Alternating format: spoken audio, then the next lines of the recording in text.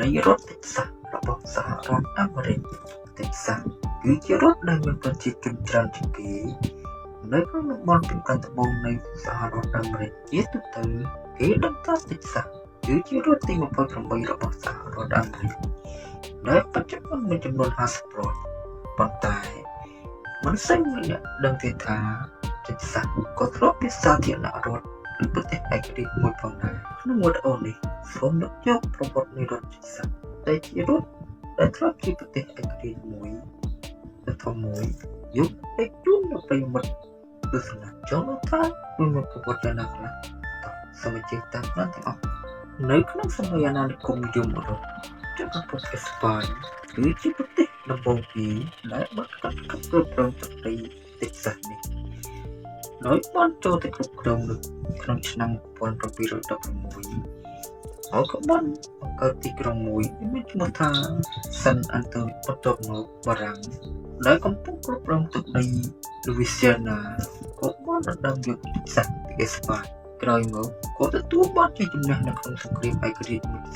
ប្រទេសថ្មីហើយធំមួយនេះក៏បានបណ្ដេញពួកអឺរ៉ុបចេញហើយគ្រប់គ្រងទឹកដីតិចសាសចំនួនវិញរហូតដល់ឆ្នាំ1835បរិវត្តតិចសាសក៏បានទូលឡើងរហូតឈានដល់ការប្រកាសឯករាជ្យពីប្រទេសមិចស៊ីកនិងបង្កើតជាសាធារណរដ្ឋតិចសាសជាផ្លូវការនៅថ្ងៃទី2ខែមីនាឆ្នាំ1839ប្រទេសមិចស៊ីកតែងតែគម្រោងកំហែងប្រយោធានិងសេដ្ឋកិច្ចចំពោះសាធារណរដ្ឋតិចសាសដែលកាន់តែធ្វើឲ្យតិចសាសកាត់ចិត្តទៅសហរដ្ឋអាមេរិកនៅថ្ងៃទី29ខែធ្នូឆ្នាំ1845តិចសាសក៏បានសម្រេចចិត្តចូលជារួមជាមួយសហរដ្ឋអាមេរិកជារដ្ឋទី28ពលរដ្ឋតិចសាសចូលជាប្រទេសឯករាជ្យបានត្រឹមប្រមាណតែ10ឆ្នាំប៉ុណ្ណោះ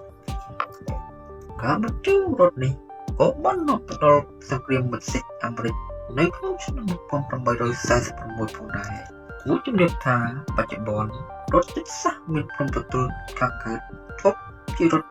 លូវីស៊ីយ៉ាណានិងភាគឦសានឈប់ជារដ្ឋអាកានសាស